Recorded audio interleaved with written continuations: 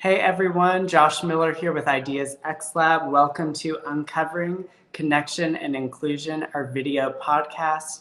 And this whole series is designed to be and feature dynamic conversations that are rooted in curiosity and courage as we talk about inclusion, connection, and how we align our vision and values to adapt in changing times. And before I bring on our guest for today, I want to talk a little bit about the name of the video podcast itself, because there's a few layers just as there are in our personal lives and in society. And so the term uncovering has both personal or individual and societal implications for us. So one of the pieces of information or reports that's really helped us shape how we think about some of our work is Deloitte's Uncovering Talent report.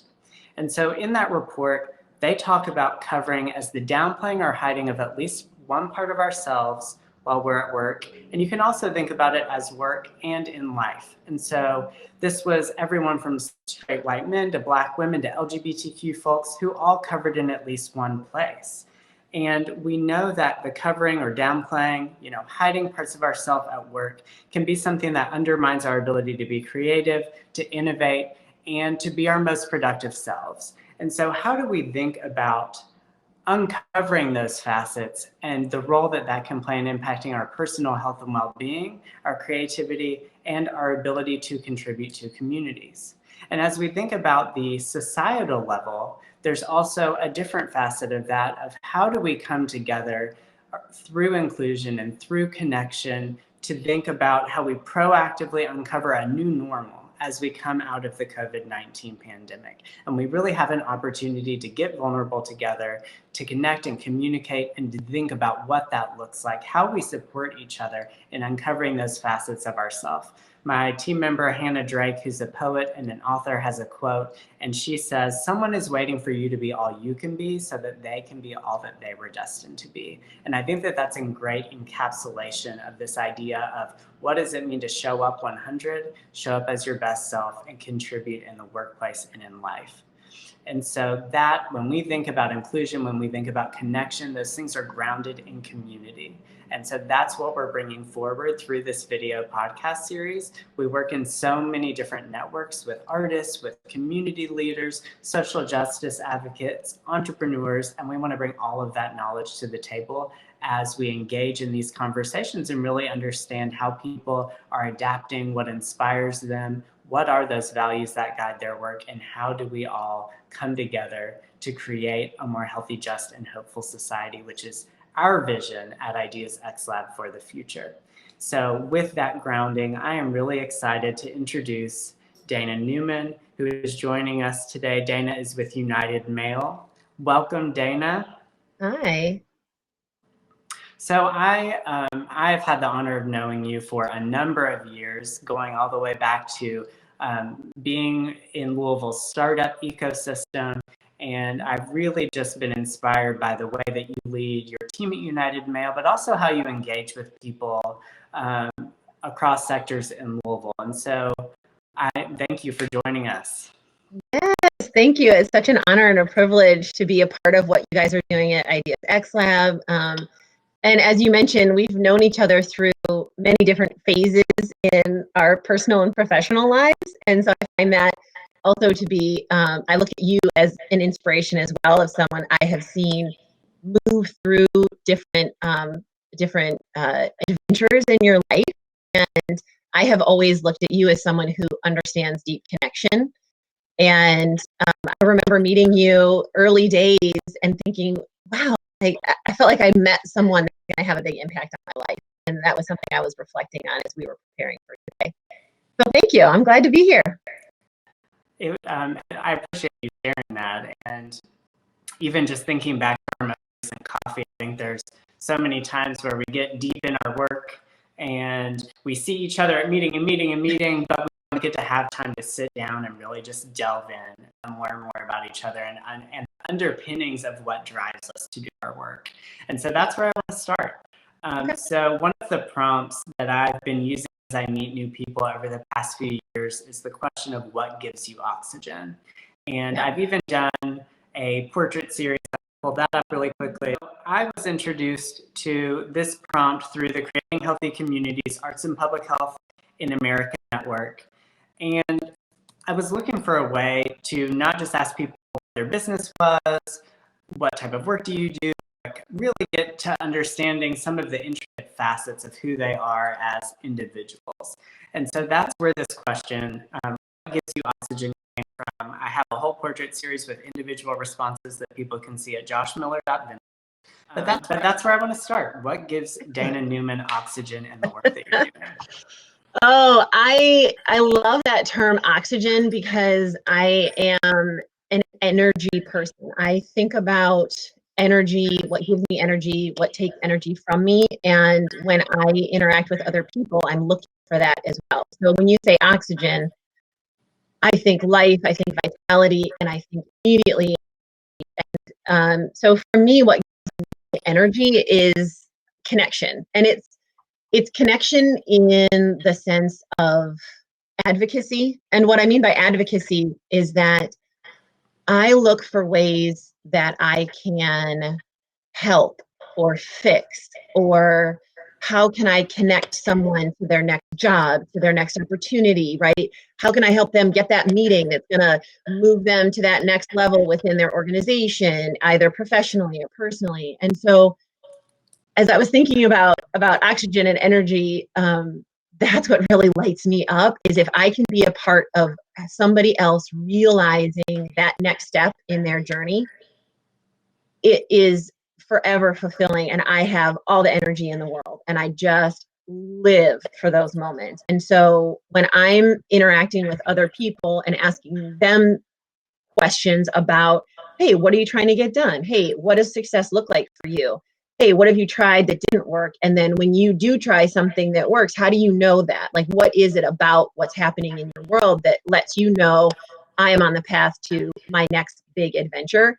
And like, for me, when I think about career and personal, like it's all one brain.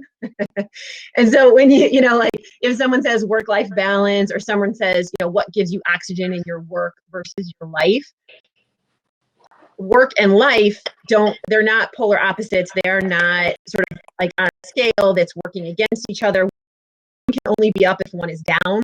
To me, that's what balance says. And like to say that you can somehow have stasis and equilibrium, I think is, I don't really want that in my life. Stasis and equilibrium doesn't seem very exciting to me. And so I love that when you said oxygen, I immediately was like, oh, this is my whole self is thinking about all the decisions I make throughout my day that will lead to the best energy possible, and being able to make connections and help the people around me. And that is 100% what gives me energy. I love that you bring up the word balance, because I was reading, and the name of the book is escaping me at the moment, but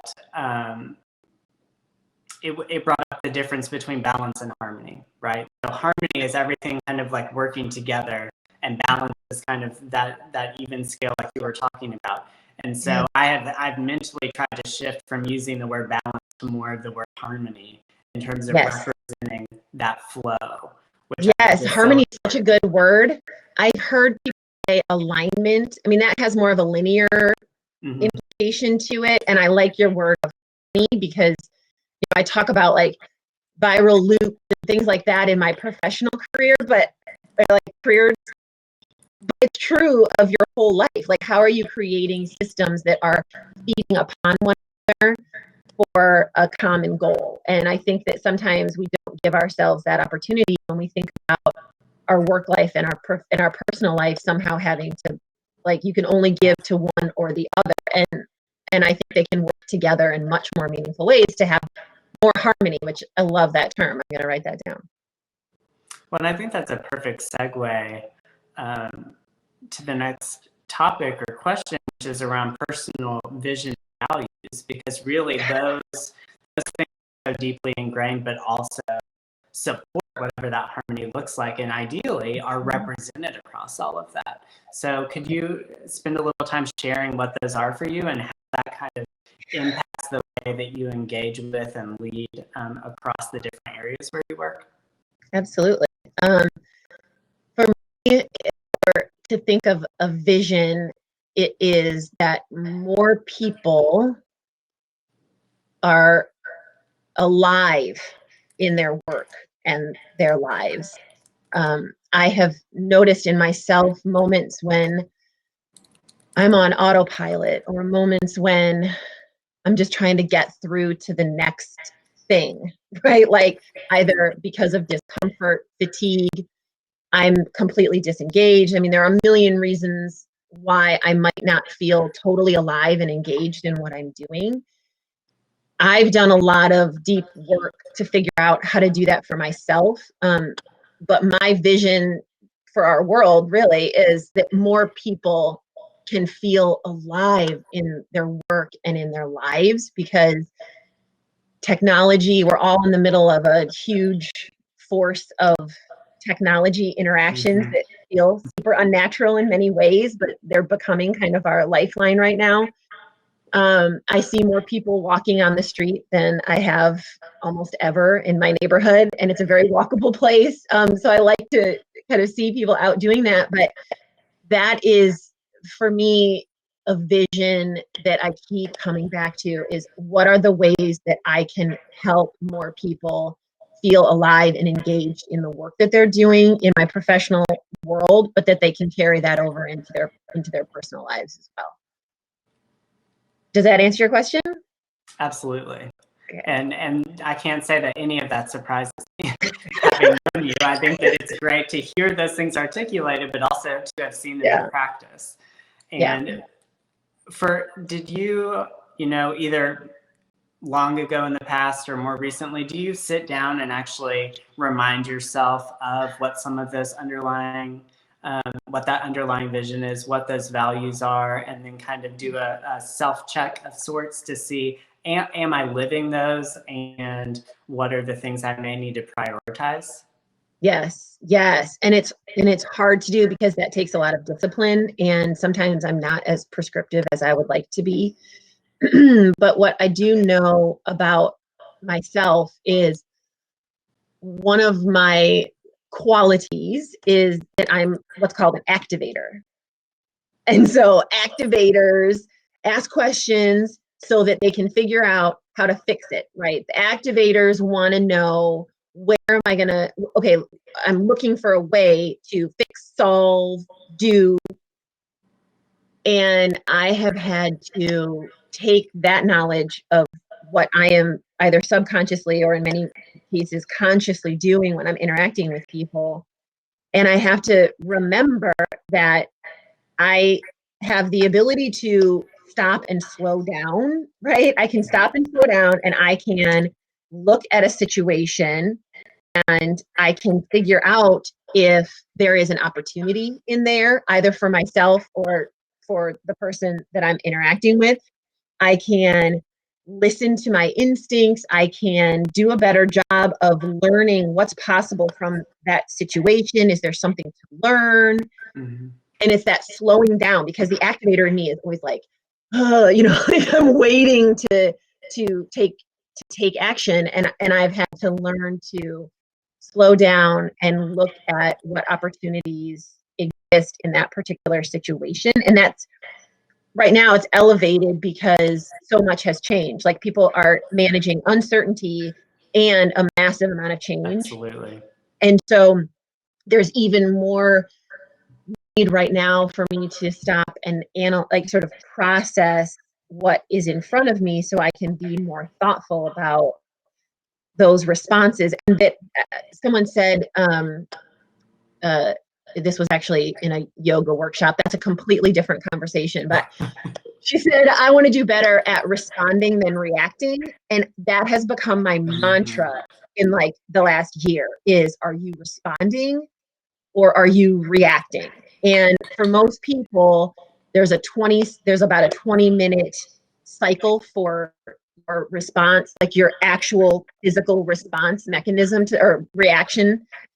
And you're not your best self in those 20 minutes, right? You're reacting. You probably have adrenaline running through your system, right? Like, you're just not as sharp. And I've had to learn to, am I responding or am I reacting. And that has helped me. That has helped me a lot. Knowing about that activator part of me, that energy is important in many ways. And I know that's what makes me very good at what I do in life, in, my professional world. People respond well to that kind of energy, but I have to be really careful because me giving people permission to be themselves is really important. But if I'm constantly activating all over the place, they're not able, there's almost no opportunity for them to show up and to demonstrate, right, and to do all of that. And so I've had to learn how to check my own instincts sometimes, or not instincts, but my own sort of reaction to things, and recognize what are opportunities that exist here that can help that person be more alive in this situation. Absolutely.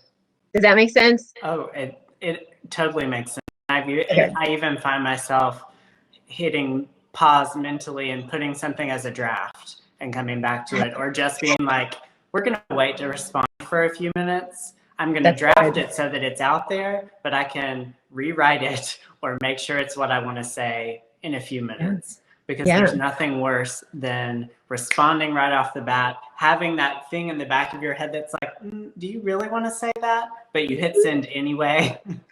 And so just finding those places for pause, I completely agree that you have to find that. It's back to that harmony question. Yes. And I hadn't thought about the whole draft thing that you just brought up, which I think is really important, especially right now, since our whole communication structure has really dramatically changed for a lot of people. Yeah, it has. Is like the default. And man, that is just like a breeding ground for misunderstanding. And like people can get emotional in the wrong ways when they're reading an email. And if you've got an 80% increase in email right now, you might have an 80% increase in disengagement, ill will, bad feelings, right? Like confusion.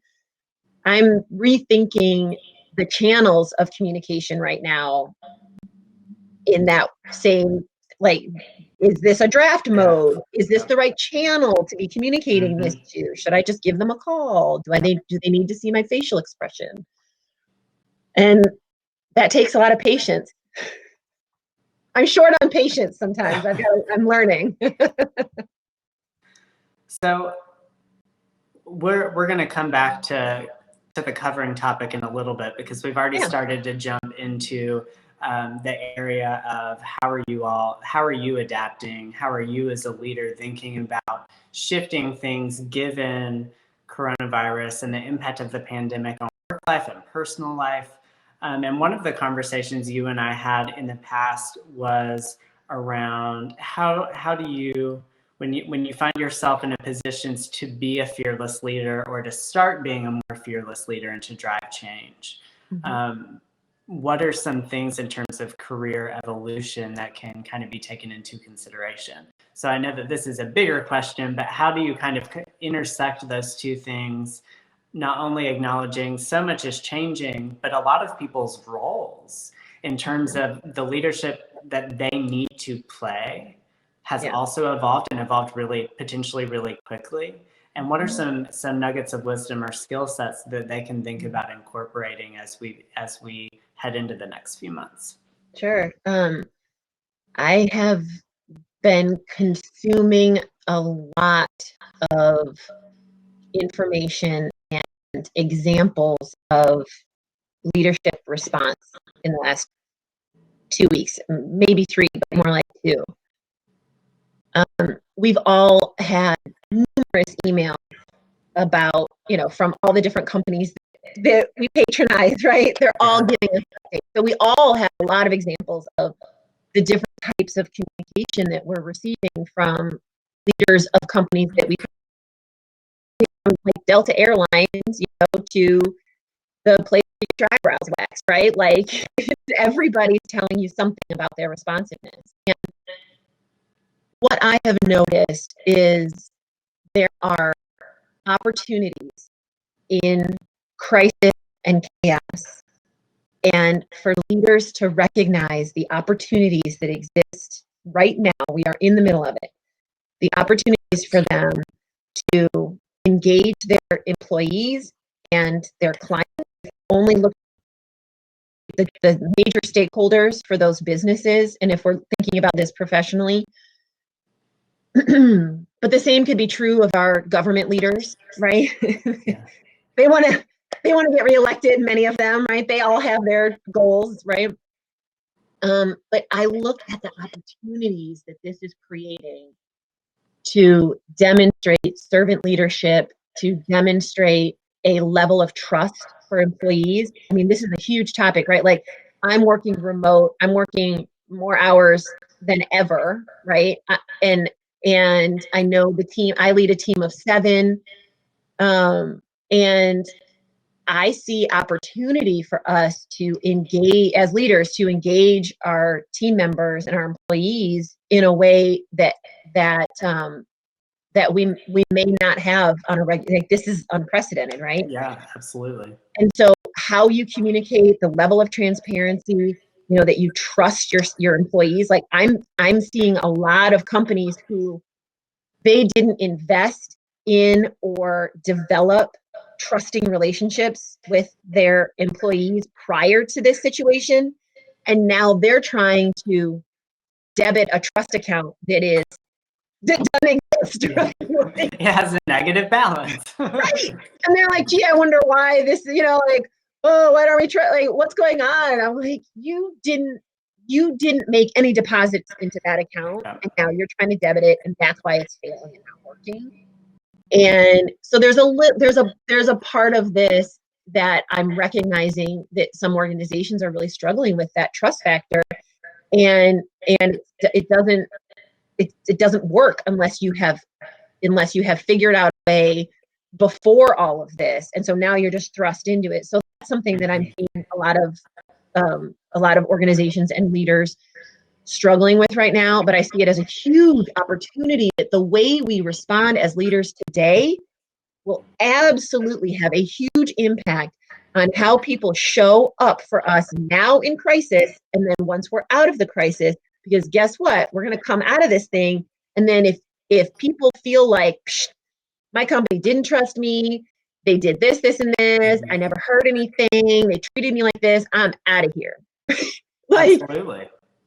and when we go back to our new normal or whatever that looks like in the not so distant future, I mean, it's going to be like pedal to the metal, like this thing's going to crank up, and if half your workforce is like, peace, and this will, the sentiment of how people feel about leadership right now and in the next month or two, that can make or break your recovery from this event 100%. And that comes from how you treat your employees and how you treat your clients. And everybody's in this together. And it's like, if you get greedy or scared, and I think that is something I'm seeing from a leadership perspective, is that it's really focused on trust, and it's focused on, are we seeing this as an opportunity to double down on culture, to articulate the culture of the organization, to really stand up for something, and to look at ourselves as leaders first. A lot of companies are making very hard decisions about furloughs and layoffs, and right, like, everybody is struggling with that. So our leadership looking at themselves first, and then at staff members, right? Like, how does that look, and how do you talk about that? And I think it's really important. So those are some of the things that I'm seeing right now. Does that answer your question? Can I elaborate on anything? That absolutely answers my question. I think that trust is such a huge piece. Yeah. And I have really been thinking about, and I actually issued a Showing Up 100 challenge this morning, which bridges us to this next topic of covering and uncovering in the workplace, because just like you said, the role that trust plays in how employees and how organizations and corporations thrive or don't, is also going to be impacted by what the culture looks like that people are stepping back into, and has that evolved to reflect this experience that people are having. You're able to show up in your house in a fundamentally different way.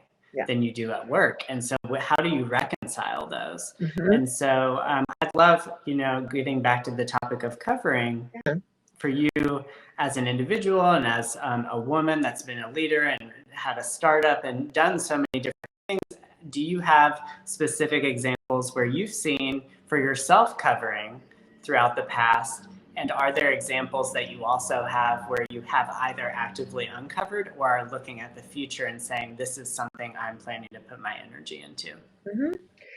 Mm-hmm.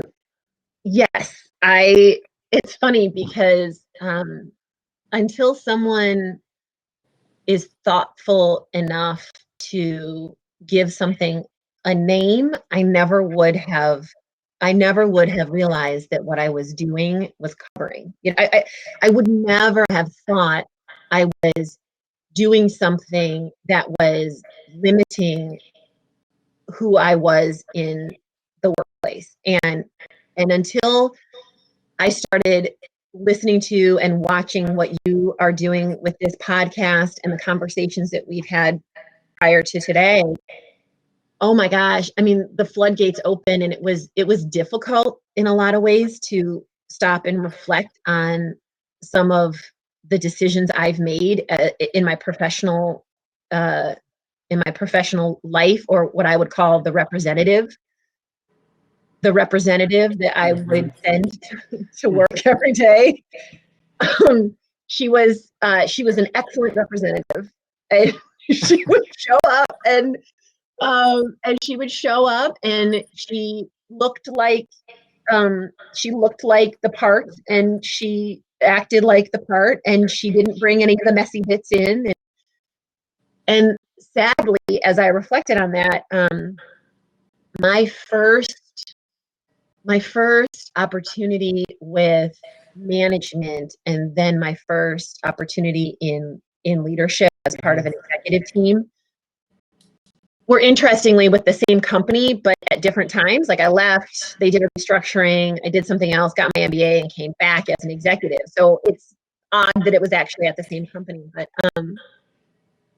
I was sending this representative, and she was a lot more like the dudes in the office, right? And so that version of my professional self was never talked about, some of like the feminine things, but like the qualities about me that were obviously very, very important, right? Like, it's my whole gender. And I was editing all of that. And I was editing it in sometimes some pretty extreme ways. Like, at one point, especially it became even more pronounced as a leader on the executive team. I was the only woman. I wondered why I was feeling discomfort, and I looked around and I realized that the 7 other people on this executive team, only one of them everybody was married, including myself at the time, and everybody else around the table was married and had a wife who didn't work while their children were young. Everybody had children. And then the one person whose wife worked was the most akin to him in some of the decisions that you would have to make, because you wanted to make it to the soccer game, right? Like, I can't have a meeting that goes until 6:30. I want to go to this thing. And do I say that? Do I say I want to go because of my family? What does that say about me? I realized what I was doing is I had no pictures of my family. I had almost no evidence of being married, because to me, that put me in a category of female that in their minds meant unprofessional, right? Like, more of a dependent than an equal. And I was very aware of that. And I'm not proud of that at all, but I realized what I was doing when you started talking about covering, and I was like, oh my gosh, I completely lopped that part of me off, totally, completely. And I did it consciously. And then, do you want me to talk about uncovering now? Sure. Yeah. Okay. And so let's go there. I know. Oh my gosh. So well, okay, and let's back up for a second. Like I am someone who I am I'm a woman, I'm an athlete, and I'm a thinker, I'm a friend, like I'm a lot of different things. I am a parent, I am a single parent. I am a partner, but I don't let any of those one things like define me. Like I don't chisel it across, I don't have anything tattooed. And that might be more of that harmony word coming into play. But there have been times in my life where like I was defined by my job, like my job defined me. And until some of that got shaken up pretty dramatically, that was the first time I realized like, oh, okay. And so I was pregnant with my second child. I had classic, guess what? I hadn't told anybody I was pregnant. I'm very tall, so I have a lot of time, right? So I hadn't told anybody. And there's a lot of reasons why people don't tell people at work, but I literally was like, oh, no way, man. Like, I'm not going to also be like pregnant with this group of like, no way. So I hired my very first, like the very first time I went out and found someone who was going to work on my team exclusively. And she had just started in January. She had just graduated from undergrad. She was absolutely spectacular. And so she comes to work with me and she's doing marketing and we're like doing all this business development and her mind is so sharp and fresh and it's just awesome. And then like I'm pregnant, I'm not ready to talk about it. And I have an issue, like a health issue with this pregnancy to where I couldn't travel. So all of a sudden I had to tell everybody, and I was like, oh. And then Hannah was the person I had hired. And I realized when she knew I was pregnant, she was looking at me. She was married at the time. She was married. And I realized she was looking at me for clues about how a professional woman in leadership manages this part of her life. And I was like, oh my gosh. Like, oh no, now I'm an example. Oh geez, like how did we get here? And so that was this huge moment of uncovering, of realizing, Dayna, look, it's no longer about like Dayna wants to feel safe, blah blah blah. No, it was not about that anymore. Guess what? It was about this person who you respect a lot, who you want to be successful. And guess what? This is your second child. So you saw how horrible it was the first time you had it. Got it done. Right? Like, I was like, oh, geez, like, this is bad. So now you have this huge opportunity to make it look like what you would want that person to see. Like, this is your moment. Make this something that you are proud of, but that is the future, that vision of like, this is what it looks like to have your whole self at work. And guess what? My whole self includes being pregnant because that might happen to you too. Yeah. And so that was a huge turning point. And then I was a lot more open. It allowed me to be more vulnerable and to have hard conversations with the other people on the leadership team, specifically the president of the company, about like, this is how this is going to go. I want these things set up. This is how I'm going to come back. This is what it's going to look like. And had it not been for Hannah, I don't know that I would have seen it for what it was. And I'm grateful. She probably has no idea about about any of that effect on me, but it was significant. And I hold that moment now going forward in pretty much everything I do. I look at, okay, so what does this look like? What does this moment look like to the women I work with? What does this look like to the men that I work with? What does this look like to, all of these people that are watching how I'm doing this? Is this the example of the future that I want to see? Am I asking the hard questions? Am I realizing those opportunities in those everyday moments where I could respond slightly differently and have a major impact on what people think is possible? Yeah. It's so interesting to me, and thank you for sharing that, because I think that's a great example of all of the different layers of how it can play out, and that's just one specific example. right? Yeah.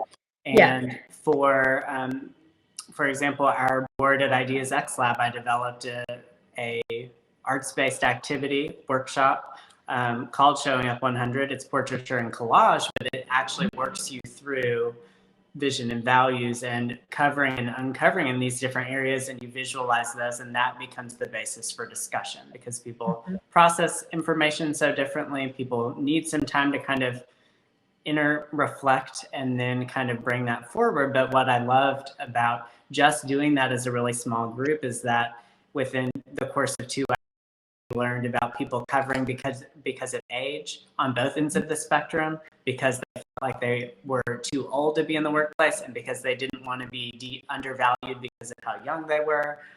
We had covering related to being part of the LGBTQ plus community. What does it mean to wear a wedding ring? What is the motivation for that? I know that my collage, and one of the things where I had a lot of covering was related to how I present in the professional world. The best Josh is very this mix of masculine and feminine traits, and I downplayed that for a very long time because there was fear that it would negatively impact IDEASxLab and the work that we were able to do. And I had that that moment mentally of feeling so not dampened, but like under a weight from all of the covering, that the choice was, well, uncover and let the chips fall where they may, or just try to push forward. And that's one of the reasons that these ongoing conversations have been so important. And ones I'm very interested in is because when we are able to start coming together and talking about these things, that's where there's the opportunity for people to understand each other in a different way, and for us to make forward movement within the places not only where we work, but within friend groups and peer groups, and showing up at school, showing up with your family. It's everywhere.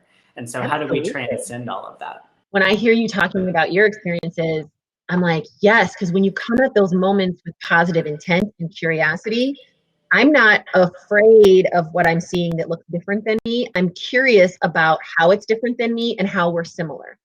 Right? Like, if you come at it with positive intent, this person isn't like scary or subversive or trying to change me. I'm coming at it with positive intent and curiosity to better understand where you're coming from, because that is a source of energy and enthusiasm, right? Like that's to connect. And it's like, oh my gosh, what's possible? And if I let go of some of that fear and anxiety around the newness of new people, new ideas, I think that as a culture, we move forward faster when we have that positive intent, that curiosity for that which is new and different.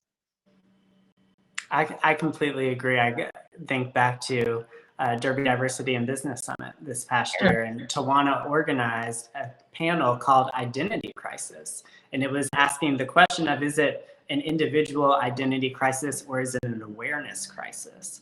And so a few of us were up on stage and just sharing stories kind of similar to what we've talked about. And afterward, there was a senior VP from a very, very large corporation who came up, white, straight, cisgender man, and he was like, I want to understand, I want support in understanding how I engage people around pronouns. How do I, effectively engage teams and model this, but I don't know who to ask.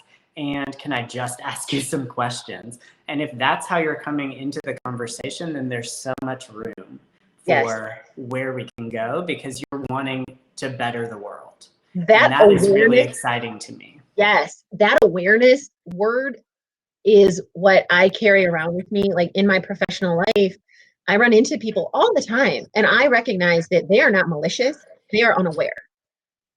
Now, you could say that it is malicious in many ways, that they are not making themselves more aware. But I'm going to go with optimism here and say they're simply unaware, and that is not malicious. And then it is their responsibility, when they are made aware, if you know better, will you do better? Right? So like, I look at a part of my mission is, okay, so if my vision is to help people be more alive in the work that they're doing, and when they show up to work and when they show up for their families. So then if my mission then becomes helping more people be aware of those nuances and differences in those people, and being like, hey, guess what?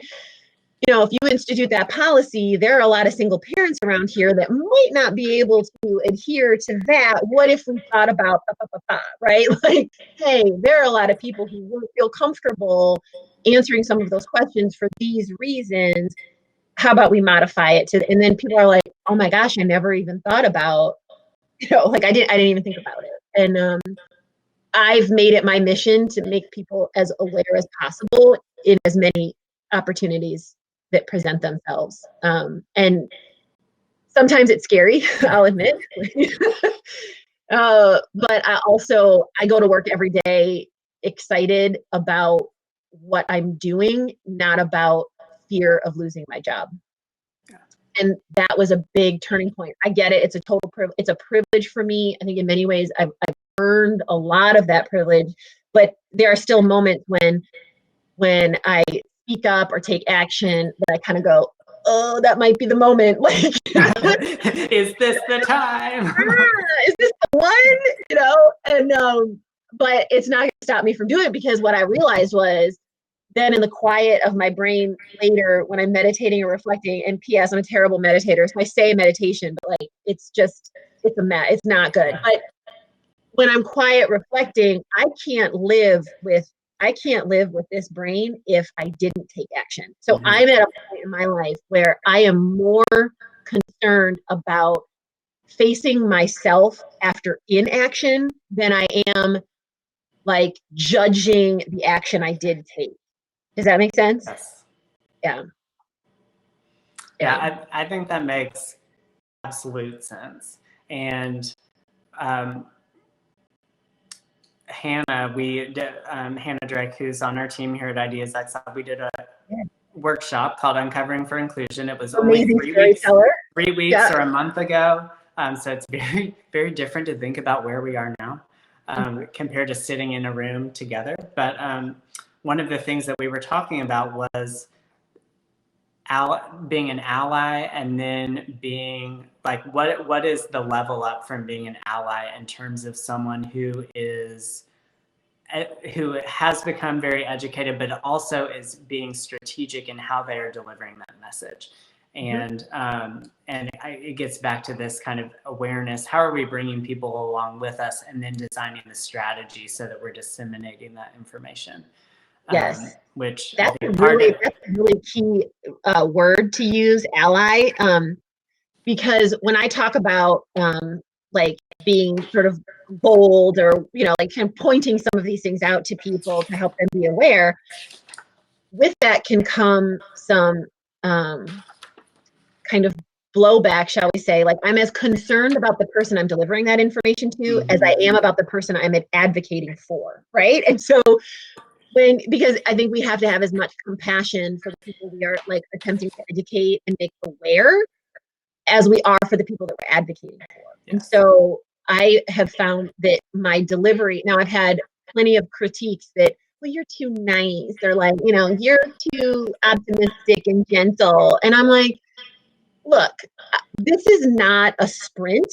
Like, this work is a marathon. And like, I can be strategic about how I look at these opportunities to help bring awareness, and saying, hey, strategically, if I take this step, I know that the step is this big, but I can take that step in 5 chunks that get me to the goal faster than if I gave them all of this at once and they were like, excuse me, I'm done listening to you. You're aggressive, mean, blah, blah, blah, right? Like, there's a million ways that they can react. So it's just, in my experience, I have found that it's just as important for me to be very aware of the audience I'm trying to influence as the people that I'm advocating on behalf of, or the cause, or the idea, or right, that I'm advocating for. And so that's something that has taken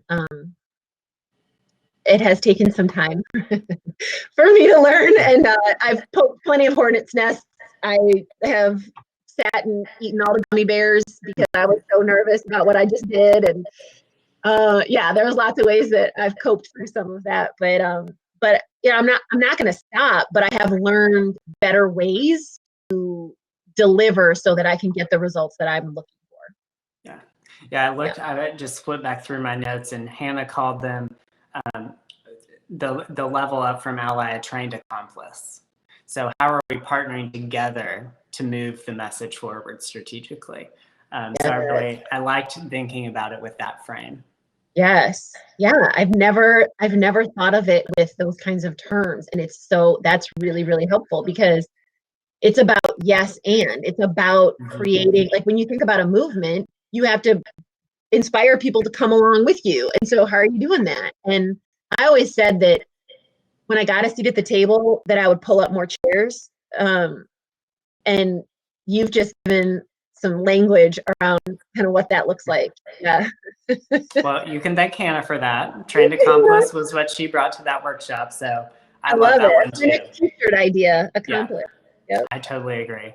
So in our last few minutes, kind of as you think about all the terrain we've already covered, and what the landscape that we are in right now, do you have any parting thoughts in terms of either personal practices or learnings that you've had in the past few weeks related to how you are best navigating this landscape, or questions or aha moments that you want to put forward kind of before we end our time together? Yeah, actually, I have been consuming a lot of information about how other people are doing this because I like to see a buffet of ideas, and then kind of go, oh, this is where I'm heading. I would like to take, number A1 and number B3 and then put them together into what makes sense.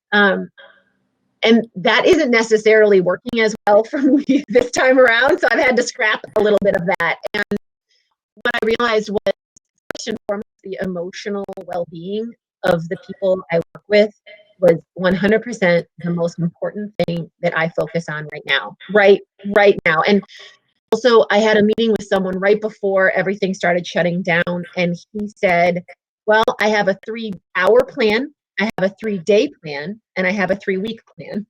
And I said, okay, I like that. That's good. That's a framework I can work off of. 3 hours, 3 days, 3 weeks. And giving all of us some permission to say, look, I've never been here before and neither have you. I can share with you, this is a moment where transparency and over communication wins. Yes, absolutely. And I learned that was abundantly clear, like right out of the gates. And the team that I lead is a little bit used to remote work occasionally, but not all the time. And so figuring out ways to mirror the activities we would have done in our previous life and finding punctuation throughout the day that looks like that, but obviously is either technology or something. And so using things like a friend of mine, Taylor, was telling me about how she does this because she manages remote teams. And I was like, oh, give me all the information. And she's like, okay, well, Slack is like the tool you use for the stuff that you would have popped into their office, right? Or seen them in the hallway. You use Slack for that. I'm like, oh, that's genius. And she's like, email is still email, but don't think that email is your new Slack. You need to have other tools. And then if you were going to have a meeting, well, then you use, Zoom or GoToMeeting and you have that meeting. And then you can use Hangouts for water cooler, blah, blah, blah. And then you use text for hey, I saw this really funny TikTok video. I thought it might brighten your day, Here's the new Andy Bashir meme. Yes. And so what I realized was we're very good communicators, but we need to fit in additional technology right now that will help us to mimic the type of interactions and communications that we were used to, so that there's a little more normalcy and that we're not kind of over stressing certain communication channels that simply weren't meant for it. And then we feel frustrated, our emotional well-being starts to deteriorate. And that's my number. That really quickly was boom, sharp focus, emotional well-being, check in with people, give them an opportunity to talk to you, give them more time, more frequency, and then come up with ways to create routine and normalcy, as whatever that is, by mimicking some of those areas. And that gave me a framework that is helping right now to make some of those changes. And for real, you got to get outside, you got to move around, you need to breathe some fresh air, you need to figure out ways to relax, whatever that is. And, you know, I have my ways that work for me.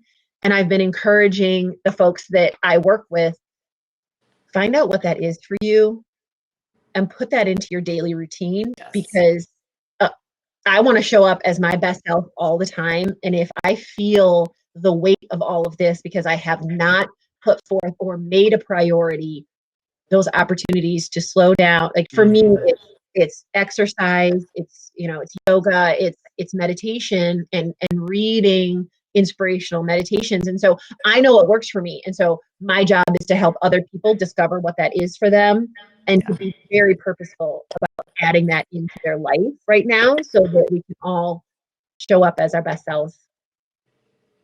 Well, I think that that is the perfect way to end for today. And I for our team as well, that whole idea of mirroring, how are we using our different platforms? Let's use this in text, but we're all trying to navigate that. And I like the description of Slack as if you were going to pop in, put it in Slack. And if that's a good way to kind of put some structure. Yes. Especially for those who need it. Yeah, that's great. I like to give credit where credit's due. Yes. And that was Thank you, Taylor. Across it all, I realized how important humor is.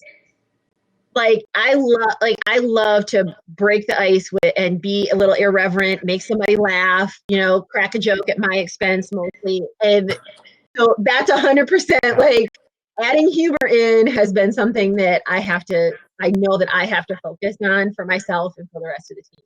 Yeah. Well, if you think of any jokes or memes later that we can share in the comments section, feel free to send them over. But we're going to go ahead. You've got so many. Good. Well, we are going to wrap our time for today. This has been a great discussion, and I've been so thrilled to have you on the Uncovering Video podcast. So thank you, Dayna.